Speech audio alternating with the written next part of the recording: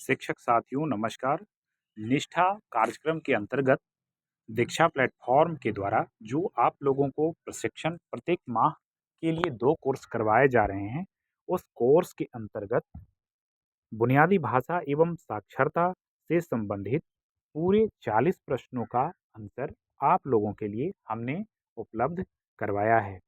हमने 3 सेट के पूरे प्रश्नों का आंसर देने के बाद उसमें से सभी प्रश्नों को छांटकर उसमें से 40 प्रश्न आप तक पहुंचाने का प्रयास किया है, ताकि आप लोगों को बुनियादी भाषा एवं साक्षरता से संबंधित सभी प्रश्नों का हल मिल पाए और आप इस कार्यक्रम में 20 में 20 अंक ले आ सकें। शिक्षक साथियों, आप लोगों को पता होगा कि ये 20 प्रश्न जो आपसे पूछे जाते हैं, 20 में 70% मार्क्स आप लोगों के लिए आवश्यक होता है। अगर आप 70% मार्क्स नहीं लाते हैं, तो आपको प्रमाण पत्र उपलब्ध नहीं करवाए जाते हैं। आपका कोर्स पूर्ण हो जाता है, लेकिन प्रमाण पत्र आपको नहीं मिल पाते हैं। इसलिए हमने 60 3 टर्म में प्रश्नों को अवलोकन किया और उसका आंसर देकर आप लोगों तक इस चैनल के माध्यम से पहुंचाने का प्रयास किया है, जिसमें आपको बेहतर सफलता मिल पाए और अपना सफलतापूर्वक बुनियादी भाषा एवं साक्षरता के कोर्स को पूरा कर आप 20 में 20 अंक ला पाएं। शिक्षक साथियों, एक एक कर आपको सभी प्रश्नों का उत्तर हम अभी बताने का कोशिश करेंगे। इससे पहले मैं आप लोगों से एक छोटा रिक्वेस्ट करूंगा कि आप कृपया चैनल को सब्सक्राइब कर लें, ताकि शिक्षा विभाग से जुड़े तमाम एक एक छोटी छोटी समस्याएं, बड़ी बड़ी समस्याएं, सबों का समाधान लेकर मैं आपके इस चैनल पर उपलब्ध कराता हूं, ताकि आप हमेशा परेशानियों से बच पाएं। इसलिए आप चैनल को सब्सक्राइब कर लें, ताकि आपको यूट्यूब चैनल खोलते ही आप तक आपके सभी प्रश्नों का आंसर आप तक पहुंच पाए। कभी कभी ऐसा होता है कि व्हाट्सएप में लिंक जब तक शेयर नहीं हो पाते, सभी शिक्षक साथियों के पास नहीं पहुंच पाता। सिर्फ उन्हीं शिक्षकों को मिलते हैं जो व्हाट्सएप ग्रुप से जुड़े होते हैं। अगर आप चैनल को सब्सक्राइब कर रखेंगे, तो निश्चित तौर पर बिना परेशानी के आप एक एक वीडियो देख पाएंगे। इसलिए चैनल को सब्सक्राइब करते हुए आगे बढ़ें और लाइक बटन को प्रेस करें। बढ़ते हैं एक एक करके सभी प्रश्नों के आंसर के पास। आपका पहला प्रश्न है, ये प्रश्न आपको पहला या आगे पीछे कहीं भी मिल सकता है, क्योंकि बार बार प्रश्न बदल जाते हैं। तो ये प्रश्न है, बाल पत्रिकाएं बच्चों के लिए संभावनाओं की एक अच्छी स्रोत हैं। इसका सही उत्तर है, उन्हें प्रिंट समृद्ध वातावरण प्रदान करने के लिए। अगला प्रश्न है, एक सक्रिय शिक्षार्थी कौन है जो कक्षा की गतिविधियों में भाग लेते हैं? इसका सही आंसर यही है, कक्षा की गतिविधियों में भाग लेते हैं। अगला प्रश्न है, पढ़ने और लिखने की गतिविधियां, इसमें सही आंसर है परस्पर समानांतर होती है। पढ़ने और लिखने की गतिविधियां परस्पर समानांतर होती है। आगे प्रश्न की ओर बढ़ते हैं, बच्चे की भाषा न केवल सीखने का माध्यम है, बल्कि विचारों की अभिव्यक्ति है। इसका सही आंसर है रचनात्मक और नवाचार भी है, अर्थात इसका सही आंसर रचनात्मक है। खाली जगह में रचनात्मक भरें। अगला प्रश्न है, संयुक्त रूप से पढ़ना क्या है? तो है जब शिक्षक द्वारा सर्वाधिक सहायता दी जाती है। अगला प्रश्न है, भाषा सार्थक संदेश देती है यदि वह संदर्भ हो। सही आंसर है संदर्भ हो। अगला प्रश्न है, भाषा सीखने में अंतराल अवधि क्या है? तो इसका सही आंसर है अभिव्यक्ति की एक आत्मनिहित प्रणाली का विकास। अगला प्रश्न है, कक्षा में रखी पठन सामग्री, तो इसका सही आंसर है इतनी ऊंचाई पर जहां बच्चे उन्हें छूकर आसानी से पढ़ सकें। अगला प्रश्न है, पढ़ने के भाषाई पहलू इन कौशलों के विकास में विश्वास करते हैं? इसका सही आंसर है ग्राफोफोनिक जागरूकता, शब्दार्थ, वाक्य रचना और व्यावहारिकता। बढ़ते हैं अगले प्रश्न की ओर। भाषा कक्षा की प्राथमिकता क्या है? तो इसका सही आंसर होगा बच्चों के लिए प्रिंट समृद्ध वातावरण बनाना। अगला प्रश्न को देखते हैं। पढ़ने के भाषाई पहलू इन कौशलों के विकास में विश्वास करते हैं। तो इसका सही आंसर है ग्राफोफोनिक जागरूकता, शब्दार्थ, वाक्य रचना और व्यावहारिकता। अगला प्रश्न है, सार्थक आधारभूत साक्षरता और संख्यात्मक कौशल प्राप्त करने वाले बच्चे रखते हैं। तो बच्चे क्या रखते हैं? सभी कक्षा में सीखने का उपयुक्त स्तर। अगला प्रश्न है,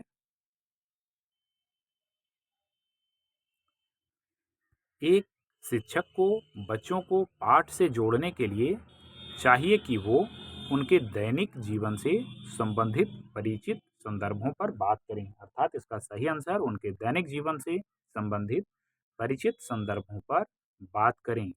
अगला प्रश्न है, पढ़ने का अंतिम लक्ष्य है। तो पढ़ने का अंतिम लक्ष्य क्या है?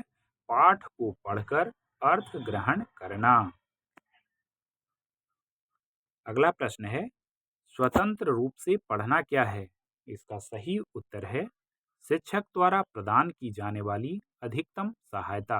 अर्थात स्वतंत्र रूप से पढ़ना क्या है? शिक्षक द्वारा प्रदान की जाने वाली अधिकतम सहायता। अगला प्रश्न है, लिखने की प्रक्रिया पढ़ने के समानांतर होती है क्योंकि दोनों अंतर संबंधित होते हैं। अगला प्रश्न है, कक्षा में प्रिंट समृद्ध वातावरण का पर्याय है। तो पर्याय है बाल बाल साहित्य, चार्ट, बच्चों द्वारा किए गए कार्य और कहानियां। अगला प्रश्न है, भाषा कक्षा में शिक्षक पिक्चर टॉक अर्थात चित्रों के माध्यम से पाठ आधारित चर्चा का प्रयास करता है क्योंकि यह परंपरागत पाठ को पढ़ने की दिशा में एक महत्वपूर्ण कदम है। अगला प्रश्न है, मातृभाषा बच्चों को बनने में मदद करती है। अर्थात क्या बनने में मदद करती है? तो अलग सोच या विचार रखने में जब सक्षम होते हैं। मातृभाषा बच्चों को बनने में मदद करती है। तो इसका सही आंसर अलग सोच या विचार रखने में सक्षम होते हैं। साइलेंट पीरियड मुख्य अवधि क्या है? इसका सही आंसर है स्वयं से बातचीत करते हुए सीखने की अवधि।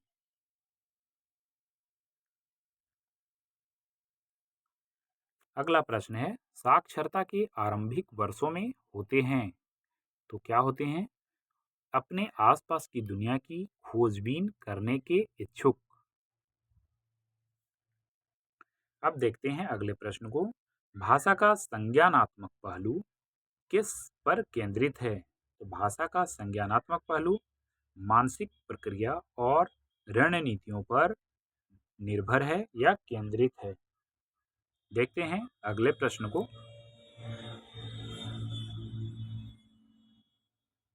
दिलचस्प घटना यह है कि भाषाएं किस तरीके से सीखी जाती है। तो इसका सही आंसर है एक समान। अर्थात दिलचस्प घटना यह है कि भाषाएं एक समान तरीके से सीखे जाती सीखी जाती है। अगला प्रश्न है, निर्देशित पठन क्या है? तो निर्देशित पठन है जब शिक्षक द्वारा सर्वाधिक निर्देश दिया जाता है। निर्देशित पठन क्या है? जब शिक्षक द्वारा सर्वाधिक निर्देश दिया जाता है। अगला प्रश्न को देखते हैं, एक कौशल के रूप में पढ़ने के कौशल के लिए आवश्यक है। तो है ध्वन्यात्मक श्रवण आधारित जागरूकता, पूर्व ज्ञान और अनुमान लगाना। अगला प्रश्न है, चित्र पठन में शामिल है। तो क्या शामिल है? मौखिक कौशल और सोचने की क्षमता। चलते हैं अगले प्रश्न की ओर। एक शिक्षक को अपने छात्रों को ध्वनि विज्ञान का परिचय देना चाहिए। इसका सही आंसर है उस समय जब बच्चे भाषा के यांत्रिक पहलू को सीखने के लिए तैयार हों। अगला प्रश्न है, साक्षरता है। तो साक्षरता है एक जटिल विकास प्रक्रिया। एक जटिल विकास प्रक्रिया। देखते हैं अगले प्रश्न को। भाषा सीखने में संदर्भ का विशेष महत्व होता है क्योंकि इससे बच्चों को मदद मिलती है। तो क्या मदद मिलती है? किसी शब्द विशेष के अर्थ को समझने में। अगला प्रश्न है, एकाधिक भाषाओं का ज्ञान रखने वाले बहुभाषी बच्चे होते हैं। तो बच्चे होते हैं रचनात्मक और गंभीर विचारक। अगला प्रश्न है, बच्चों के समग्र विकास के लिए एक शिक्षक को गतिविधियों को सामूहिक रूप से तैयार करने की आवश्यकता होती है। तो इसका सही आंसर है LSRW अर्थात सुनना, बोलना, पढ़ना और लिखना। अगला प्रश्न है, पढ़ने का अंतिम लक्ष्य है पाठ से अर्थ ग्रहण करना। अर्थात पढ़ने का अंतिम लक्ष्य है पाठ से अर्थ ग्रहण करना। अगला प्रश्न है, प्रभावी अधिगम के अवसरों के लिए एक शिक्षक को अवश्य प्रदान करना चाहिए। तो क्या चाहिए? बच्चों द्वारा खोजबीन करने की स्वतंत्रता। अगला प्रश्न है, कहानी, कविता, तुकबंदी आदि साहित्यिक विधाएं एक शिक्षक को बच्चों को संलग्न करने में मदद करती है। तो क्या मदद करती है? सार्थक और प्रसंगोचित तरीके से। खाली जगहों में सार्थक और प्रसंगोचित तरीके से आंसर होगा। अगला प्रश्न है, मातृभाषा है बच्चे द्वारा सीखी जाने वाली पहली भाषा। अर्थात मातृभाषा बच्चे द्वारा सीखी जाने वाली पहली भाषा है। इस प्रकार शिक्षक साथियों, अगर आप ध्यान से एक एक प्रश्नों को मिलाकर अगर आप सभी प्रश्नों का आंसर देंगे तो निश्चित तौर पर आप 20 में 20 प्रश्नों का हल कर पाएंगे। आपको पूरे 20 अंक मिलेंगे। मैं इसलिए इसलिए कहा हूँ, ऐसा इसलिए कह रहा हूँ कि मैंने 3 बार इसका रिवीजन किया। कुछ कुछ प्रश्न चेंज होते गए, तो जो प्रश्न चेंज होते गए उसका हमने एक निष्कर्ष निकाल कर और जो प्रश्न रिपीट हो रहे थे उसको अलग करके कुल 40 प्रश्न आप तक पहुँचाने का प्रयास किया है। इस प्रकार से आप पूरे 20 में से 20 अंक प्राप्त करेंगे और निश्चित आपको सर्टिफिकेट कुछ ही समय में प्राप्त होंगे। तो दोस्तों, आशा करता हूँ कि आपको ये वीडियो बहुत अच्छी लगी होगी, आपके लिए ये हेल्पफुल मतलब साबित हुआ होगा। तो कृपया चैनल को सब्सक्राइब करें ताकि आप तक इस प्रकार के वीडियो मैं बहुत आसानी से आप तक पहुंचा सकूं। धन्यवाद।